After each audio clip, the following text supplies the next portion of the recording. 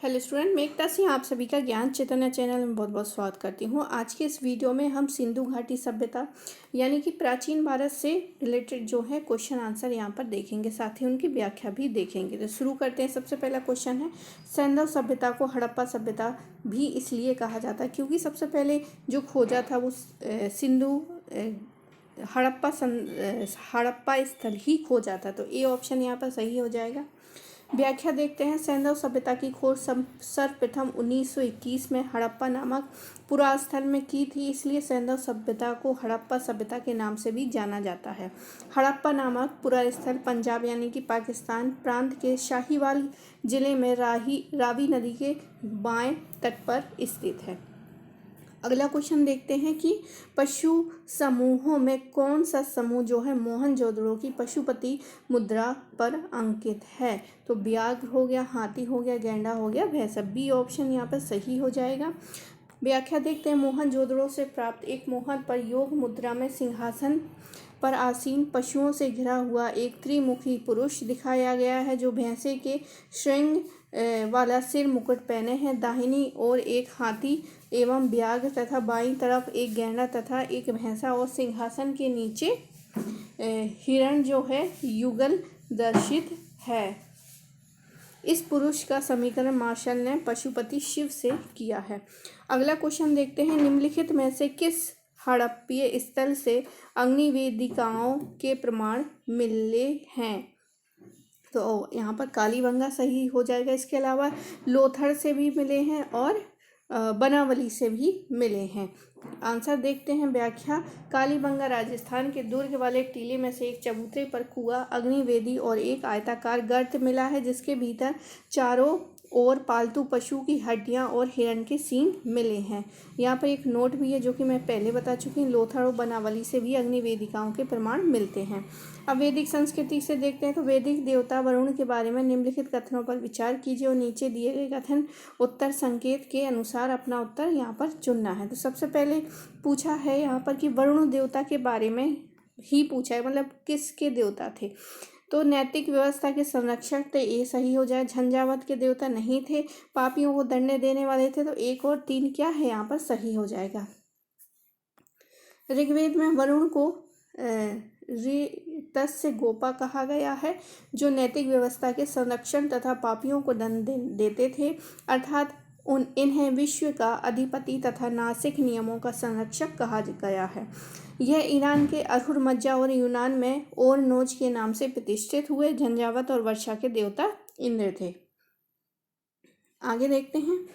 समाज में चतुर्विध वर्गीकरण का विचार प्राप्त होता है। तो ऋग्वेद के पुरुष सूक्त से, जहाँ पर क्या है, मुख से ब्राह्मण को और भुजाओं से क्षत्रियों को और बीच वाले भाग को वैश्य को और पैरों से शूद्र को बताया गया है। तो ऋग्वेद के पुरुष सूक्त में ये बताया गया है। आगे देखते हैं। निष्क्रमण के बाद जो है समावर्तन के पहले कितने संस्कार संपन्न होते हैं। तो टोटल क्या है, इसके बाद इन दोनों के बीच 7 होते हैं, लेकिन चूंकि 7 नहीं है इसलिए हमारा आंसर किसकी तरफ जाएगा, छठे की तरफ, यानी कि डी ऑप्शन यहाँ पर सही है। 16 संस्कार में निष्क्रमण और समावर्तन के मध्य 7 संस्कार होते हैं। ये इस प्रकार है। अन्नप्रसन हो गया, चूर्णकर्म हो गया, कर्णवेद हो गया, विद्यारंभ, उपनयन, वेदारंभ और केशांत।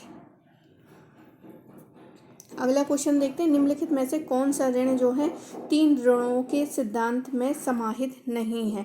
तो पितृ ऋण है, देव ऋण है, गुरु है और पुत्र ऋण नहीं है। तो ये ऑप्शन हमारा सही होगा।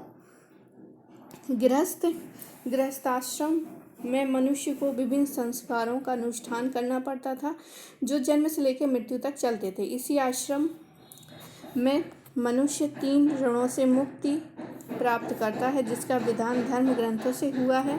ये ऋण है, सबसे पहले है देव ऋण। ऐसी मान्यता थी कि व्यक्ति के जन्म के समय उसके ऊपर देवी देवताओं की पहली महती कृपा रहती है, अतः इसका कर्तव्य है कि यह देवताओं के प्रति कृतज्ञता ज्ञापित करे। इससे मुक्ति तभी संभव है जब मनुष्य यथाशक्ति यज्ञों का अनुष्ठान करें। ऋषि ऋण जो है विधि पूर्वक वेदों का अध्ययन करने से ऋषि ऋण से मुक्ति मिल जाती है। पितृ ऋण जो है धर्मानुसार संतान उत्पन्न करके व्यक्ति जो है पितृ ऋण से मुक्त हो जाता है। उपयुक्त तीनों में जो है ऋण होना मनुष्य का परम कर्तव्य माना जाता है। अगला है, निम्नलिखित में से बौद्ध ग्रंथों में से किस में संघ जीवन के नियम प्राप्त होते? तो विनय पिटक है, सी ऑप्शन।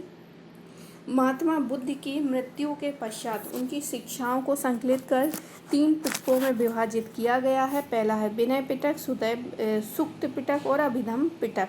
तो विनय पिटक में जो संघ के नियम हैं और दैनिक जीवन संबंधी आचार विचारों, विधि निषेधों आदि का संग्रह है। सुक्त पिटक में बौद्ध धर्म के सिद्धांत और उपदेशों को संग्रह किया गया है। अभिधम पिटक में दार्शनिक सिद्धांतों का संग्रह मिलता है और उपयुक्त तीनों को त्रिपिटक की संज्ञा दी जाती है। दीर्घ निकाय उक्त पिटक का एक निकाय है जिससे बुद्ध के उपदेश वार्तालाप के रूप में दिए गए हैं। पिटकों पर लिखे गए भाष्य को विभाषा शास्त्र कहा जाता है। आगे है, निम्नांकित भारतीय यूनानी शासकों में से कौन भारतीय बौद्ध साहित्य में उल्लेखित है? तो मीनांडर ही है। मीनांडर और यूनानी शासक मीनांडर का नाम मिलता है। मिलिंद पन्नों की रचना नागसेन ने पाली भाषा में की थी। इस ग्रंथ में यवन राजा मीनांडर तथा बौद्ध भिक्षु नागसेन के वार्तालाप का वर्णन है। मिलिंद यानी कि मीनांडर धार्मिक प्रवृत्ति का मनुष्य था। वो अपने संशयों एवं शंकाओं के निवारणार्थ किसी विद्वान से वाद विवाद करना चाहता था। अतः अंत में वह बौद्ध भिक्षु नागसेन के संपर्क में आया। नागसेन उसके अनेक गूढ़ दार्शनिक प्रश्नों का उत्तर देते हुए उसकी धार्मिक जिज्ञासाओं को शांत करते थे। अगला क्वेश्चन है, जैन विश्वास के अनुसार 23वें तीर्थंकर कौन थे? तो 24वें तो महावीर थे। ऋषभ देव पहले थे, ये 24वें थे। टोटल 24 ही है। और अरिस्टिनेमी पार्श्वनाथ जो हैं वो हमारे क्या हो जाएंगे? 23वें तीर्थंकर। तो ये 23वें हो गए, ये 24वें हो गए और ये ऋषभ देव जो हैं वो पहले हैं और जो पार्श्वनाथ हैं वो 23वें हैं। आगे देखते हैं व्याख्या। जैन अनुश्रुति के अनुसार जैन धर्म के तीर्थंकरों की संख्या 24 बताई है। प्रथम तीर्थंकर ऋषभ देव थे। पार्श्वनाथ जैन धर्म के 23वें तीर्थंकर थे और इनका जन्म जो है महावीर स्वामी से 250 वर्ष पूर्व हुआ था। ये काशी नरेश अश्वसेन के पुत्र थे। इनकी माता का नाम वामा तथा पत्नी का नाम प्रभावती था। महावीर जैन जो है 24वें तीर्थंकर थे। इनका जन्म वैशाली के निकट कुंड ग्राम में हुआ था। इनके पिता का नाम सिद्धार्थ तथा माता का नाम त्रिशला था। महावीर के बचपन का नाम वर्धमान था। उनकी पत्नी का नाम यशोदा था। आगे देखते हैं, जैन धर्म के संबंध में निम्नलिखित में से कौन सा कथन सही है? तो कर्म में वे विश्वास करते थे, पहला ही यहाँ पर सही हो जाएगा। व्याख्या देखते हैं, जैन धर्म ईश्वर को सृष्टिकर्ता नहीं मानता क्योंकि ऐसा करने से उसे संसार के पापों और कुकर्मों का कर्ता भी मानना पड़ता है। जैन धर्म ने मनुष्य को ईश्वरीय हस्तक्षेप से मुक्त करके स्वयं अपना भाग्य विधाता माना है।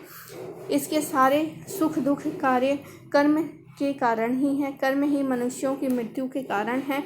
मनुष्य अपने जिन कुटुंबियों के लिए कर्म करता है वे तो उनकी मृत्यु के पश्चात उसकी संपत्ति के स्वामी बन बैठते हैं और उस मनुष्य को अपने कर्मों का फल भोगना पड़ता है। जिस कर्मों से बंधा हुआ यह जीव संसार में परिभ्रमण करता है। ये संख्या में 8 हैं। ज्ञान वर्णीय, दर्शनावर्णीय, वेदनीय, मोहनीय, आयु क्रम, नाम कर्म और गोत्र कर्म, अंतराय कर्म। आगे देखते हैं, भगवत धर्म में कितने प्रकार की भक्ति का उल्लेख है? तो शायद 9 प्रकार की भक्ति का उल्लेख है। 9 प्रकार ही सही है। आगे देखते हैं, प्राचीन काल में हिंदुओं का विश्वास रहा है कि मोक्ष प्राप्ति के 3 साधन हैं, कर्म, ज्ञान, भक्ति। वेदों के अनुसार कर्म का ज्ञान यज्ञ तथा बलिदान से था जिसमें प्रार्थना तथा आस्था निहित थी। गीता में भी कर्म पर बल दिया गया है तथा कहा गया कि फल की इच्छा किए बिना ही कर्तव्य करते रहना चाहिए। दूसरा मार्ग जो है ज्ञान मार्गी था जिसका उल्लेख उपनिषदों में मिलता है। सत्य को समझने के लिए ज्ञान की आवश्यकता होती है, तभी सांसारिक बंधनों से मुक्ति प्राप्त हो सकती है।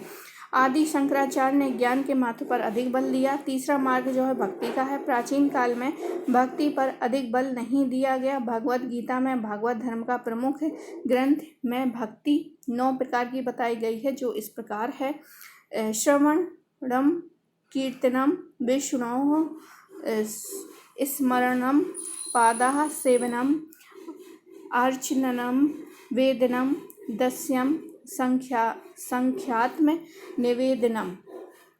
आगे देखते हैं निम्नलिखित में से पंचरात्र व्यू के 4 देवता कौन कौन से हैं। तो अनिरुद्ध है, प्रद्युम्न है, संकर्षण है और वासुदेव। तो 1, 3, 5, 6 पहला ऑप्शन ही सही हो जाएगा। भागवत अथवा पंचरात्र धर्म में वसुदेव विष्णु यानी कि कृष्ण की उपासना के साथ ही 3 अन्य व्यक्तियों की भी उपासना की जाती है, जिसका नाम है संकर्षण यानी बलराम। ये वसुदेव के रोहिणी से उत्पन्न पुत्र थे। प्रद्युम्न ये कृष्ण के रुक्मणी से उत्पन्न पुत्र थे। अनिरुद्ध जो है प्रद्युम्न के पुत्र थे। उपयुक्त चारों को चतुर्भुज की संज्ञा दी जाती है और वसुदेव के समान इनकी मूर्ति भी बनाकर भगवत अनुयायी पूजा किया करते हैं। अगला क्वेश्चन देखते हैं। पशुपत संप्रदाय के संस्थापक कौन थे? लकुलिश हो गए। पशुपत संप्रदाय शैवों का सबसे प्राचीन संप्रदाय है, जिसकी उत्पत्ति ईसा पूर्व 2वीं सदी में हुई थी। पुराणों के अनुसार इस संप्रदाय की स्थापना लकुलिश द्वारा लकुली नामक ब्रह्मचारी ने की थी। जिस समय वसुदेव कृष्ण उत्तरी भारत में अपना धर्म प्रचार कर रहे थे, उस समय पश्चिमी भारत में कायावरोहण नामक स्थान पर लकुलिश का जन्म हुआ। वह शिव के 28वें और अंतिम अवतार थे। अगला क्वेश्चन देखते हैं।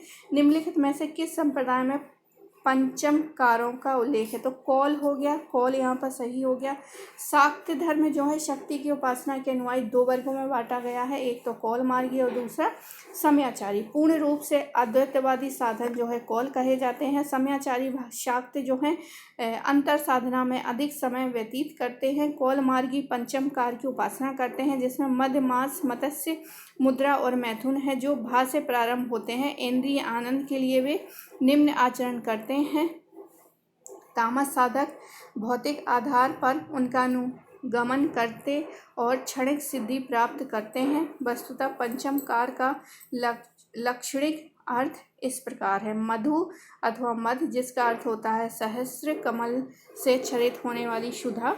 मास, जिसका अर्थ है पाप और पुण्य का नाश और हनन। मत्स्य, इसका अर्थ है ईड़ा और पिंगला में प्रवाहित होने वाले श्वास। मुद्रा, असत्य संग से त्याग की स्थिति। और मैथुन, जिसका अर्थ है सहसार में स्थित शिव का तथा कुंडलिनी शक्ति का योग का सुषुम्ना नाड़ी में प्राणवायु का सम्मिलन। आगे देखते हैं मौर्य साम्राज्य। तो निम्नलिखित में से क्लासिकल लेखकों में से किसने कहा है कि चंद्रगुप्त मौर्य ने 6 लाख सैनिकों की सहायता से संपूर्ण भारत को रौंद डाला था? तो आंसर प्लूटार्क हो जाएगा। सी ऑप्शन सही है और यही कहते हैं कि चंद्रगुप्त मौर्य की जो सेना थी संपूर्ण भारत को रौंद डाला था। आगे देखते हैं चंद्रगुप्त मौर्य के शासनकाल में सौराष्ट्र का प्रांतीय शासक कौन था? पुष्यगुप्त हो जाएंगे, बी ऑप्शन। चंद्रगुप्त मौर्य का विशाल साम्राज्य जो है प्रांतों में विभक्त था। चंद्रगुप्त मौर्य के समय प्रांतों की संख्या कितनी थी यह ज्ञात नहीं है, किंतु उनके पौत्र अशोक के अभिलेखों में निम्नलिखित प्रांतों के नाम ज्ञात हैं। सबसे पहला उत्तरापथ, अवंतीरठ, कलिंग, दक्षिणापथ और प्राच्य या प्रासी। इन प्रांतों में से उत्तर पंथ जो है अवंतीरठ तथा प्राच्य निश्चित रूप से चंद्रगुप्त मौर्य के समय से विद्वान थे। इन प्रांतों में राज्यपाल प्रायः राजकुल से संबंधित कुमार होते थे, किंतु कभी कभी योग्य व्यक्तियों को भी राज्यपाल बनाया जाता था। चंद्रगुप्त मौर्य ने पुष्यगुप्त वैश्य को काठियावाड़ यानी सौराष्ट्र का राज्यपाल प्रांतीय शासक बनाया गया था। आगे देखते हैं अपने अभिषेक के किस वर्ष में अशोक ने कलिंग की विजय की थी? तो 8वें वर्ष हो जाएगी। अपने 8वें वर्ष में कलिंग के विरुद्ध जो है युद्ध छेड़ दिया था और कलिंग का प्राचीन राज्य वर्तमान उड़ीसा में स्थित है। कलिंग युद्ध तथा उसके परिणामों के विषय में अशोक के 13वें शिलालेख से विस्तृत सूचना प्राप्त होती है। अंततः अशोक इस राज्य को जीतकर अपने साम्राज्य में मिलाने में सफल रहा। दुर्भाग्यवश किसी भी साक्ष्य से कलिंग के शासक का नाम ज्ञात नहीं होता है। 13वें शिलालेख में इस युद्ध के भयानक परिणामों का इस प्रकार उल्लेख हुआ। इसमें से 1,50,000 व्यक्ति बंदी बनाकर निर्वासित कर दिए गए और 1 लाख लोगों की हत्या कर दी गई तथा इसमें से कई गुना अधिक मारे गए थे। युद्ध में भाग न लेने वाले ब्राह्मणों और श्रमणों तथा गृहस्थियों को अपने संबंधियों के मारे जाने का कष्ट हुआ था। सम्राट ने इस भारी नरसंहार को अपनी स्वयं आंखों से देखा था। आगे देखते हैं। अशोक ने समकालीन शासकों से मैत्रीपूर्ण संबंध बनाए रखा। इसका उल्लेख किस में मिलता है?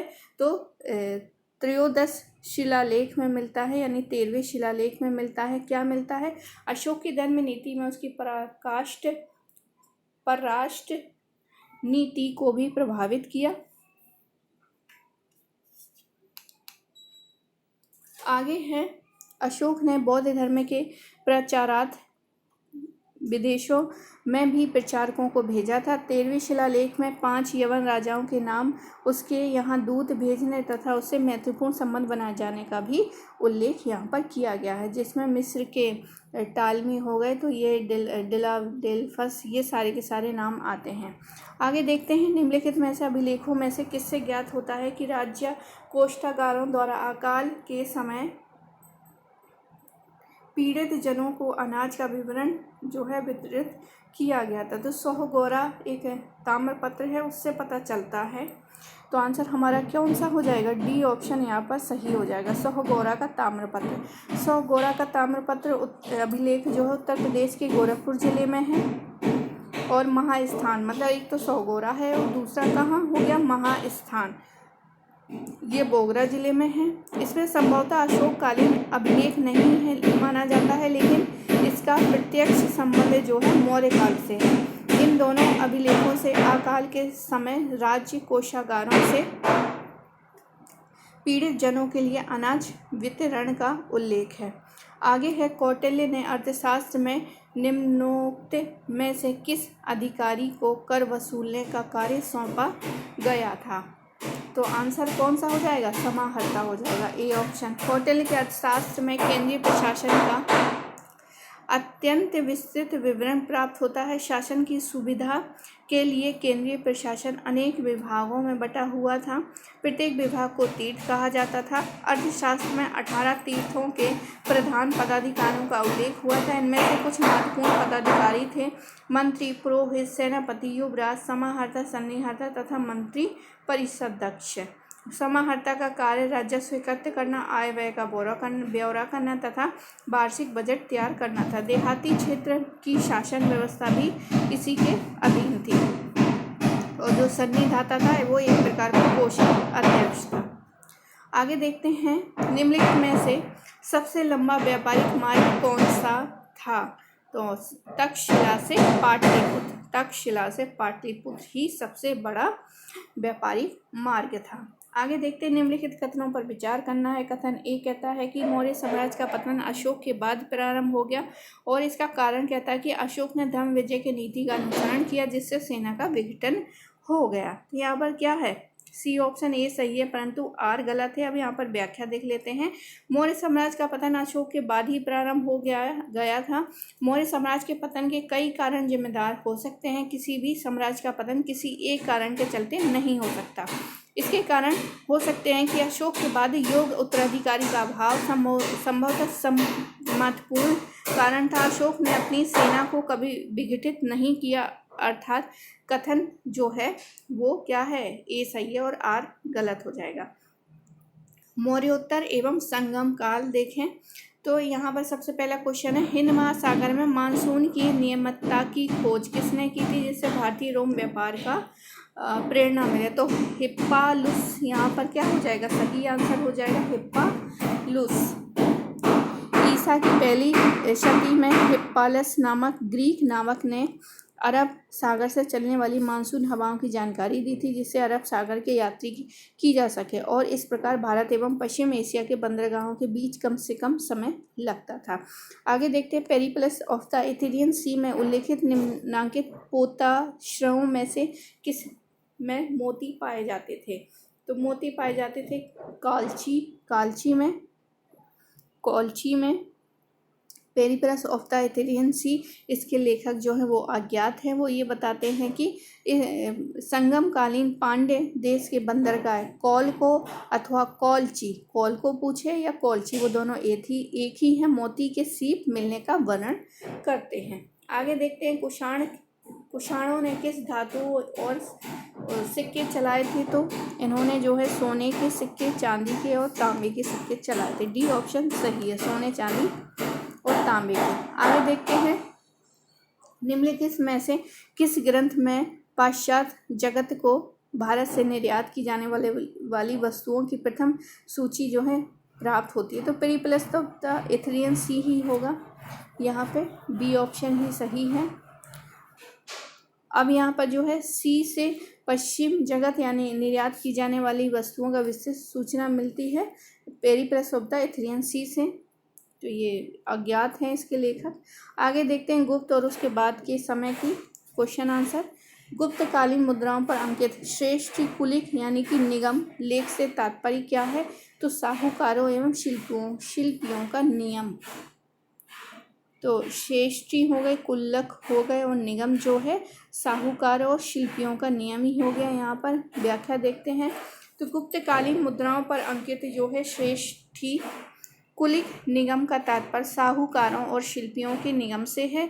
गुप्तकालीन यानी कि बसाड़, प्राचीन वैशाली से अनेक गुप्तकालीन मोहरें मिली हैं, जिससे इस काल की श्रेणियों के संगठन पर पर्याप्त प्रकाश पड़ता है। इसमें श्रेणी सार्थवार, कुलिक निगम, श्रेष्ठी, कलिक निगम, श्रेष्ठी निगम, कुलिक निगम और प्रथम जो है कुलिक का उल्लेख मिलता है, जिससे ये निष्कर्ष निकलता है कि इस समय साधारण व्यापारियों, दूर दूर तक काफिला लेकर जाने वाले व्यापारियों, प्रधान शिल्पियों और साधारण शिल्पियों सभी की अलग अलग श्रेणियां थीं।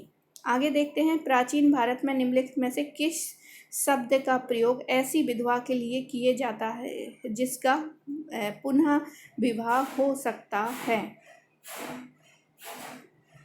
तो यहाँ पर सी ऑप्शन सही होगा, पुनर्भू जो है वो यहाँ पर सही है। प्राचीन धर्म ग्रंथ में ऐसी विधवाओं को जो विधि पूर्वक पुनर्विवाह कर लेती थीं को पुनर्भू कहा जाता है। पुनर्भू से उत्पन्न पौत्र को पौनभार्व पुत्र कहा जाता था, जिससे धर्मशास्त्रकारों ने ही माना है। आगे है, प्रारंभिक स्मृतिकारों के अनुसार ब्राह्मणों को शूद्र द्वारा दिए जाने वाले अन्न जो है वो ग्रहण नहीं किया जा सकता था। तो आंसर हमारा बी जो है वो यहाँ पर सही है। तो स्मृति कहती हैं कि ब्राह्मणों को शूद्र द्वारा दिए जाने वाले अन्न जो है ग्रहण नहीं किया जा सकता था। आगे है, शूद्रों के विषय में निम्नोक्त कथनों पर विचार करना है। पहला है, वैदिक काल में वे दास तथा श्रमिक थे। शतपथ ब्राह्मण जिन्हें धार्मिक क्रियाओं में भाग लेने की अनुमति नहीं थी। कौटिल्य व्यवसाय के रूप में उन्हें कृषि कर्म की अनुमति देता था। पूर्व मध्य काल में वे सत्य यानी कि अच्छे और असत्य यानी कि बुरे वर्गों में विभाजित किए गए थे। तो यहाँ पर सारे के सारे ऑप्शन क्या हो जाएंगे? सही हो जाएंगे। आगे देखते हैं, निम्नलिखित में से कौन विदेशी यात्री 7वीं शताब्दी में भारत आया था? तो यहाँ पर आंसर क्या हो जाएगा? इत सिंह हो जाएगा। इत सिंह जो है वो 7वीं शताब्दी में आए थे। 7वीं शताब्दी में भारत में 2 विदेशी यात्री, एक तो हेंगसान और दूसरा है इत सिंह। तो हेंगसान जो है महाराज हर्षवर्धन के समय में आए थे और उसने 16 वर्षों तक यहाँ पर निवास किया और विभिन्न स्थानों की यात्रा की तथा नालंदा विश्वविद्यालय में 6 वर्षों तक वो रहा और शिक्षा प्राप्त की। उनका भ्रमण जो है सियोकी के नाम से प्रसिद्ध है। इत सिंह 7वीं शताब्दी के अंत में भारत आया था। उसने अपने विवरण में नालंदा विश्वविद्यालय, विक्रमशिला विश्वविद्यालय तथा अपने समय के भारत की दशा का वर्णन किया है। आगे देखते हैं, प्राचीन भारत में विद्वान ब्राह्मणों को दान में दिए जाने वाले कर मुक्त ग्रामों का कहा जाता, तो अग्रहार कहा जाता था। ये ऑप्शन ये यूजीसी नेट बहुत पूछता है। तो अग्रहार जो है वो गुप्त काल से प्रारंभ होती है। व्याख्या देखते हैं। प्राचीन भारत में विद्वान ब्राह्मणों को दान दिया जाने वाले कर मुक्त ग्रामों ब्रह्मदेय या अग्रहार कहा जाता था। इन ब्रह्मदेय उन ग्रामों को कहा जाता था वेद तथा अन्य शास्त्रों की शिक्षा देने वाले ब्राह्मणों को राजा की ओर से मिलते थे। आगे है निम्नलिखित में से दाएं भाग का लेखक कौन था, तो जीमूत वहा हो जाएगा, सी ऑप्शन। जीमूत व दाएं भाग विज्ञानेश्वर जो है मिताक्षरा, विश्वकुल हो गए याज्ञवल्क, स्मृति पर टीका, तो विश्वरूप कौन हो गए याज्ञवल्क, स्मृति पर टीका, और भट्टकल्लूक भक्त जो है मनुस्मृति पर टीका। तो एक बार फिर से देख लेते हैं क्योंकि यूजीसी नेट में ये क्वेश्चन आया हुआ है।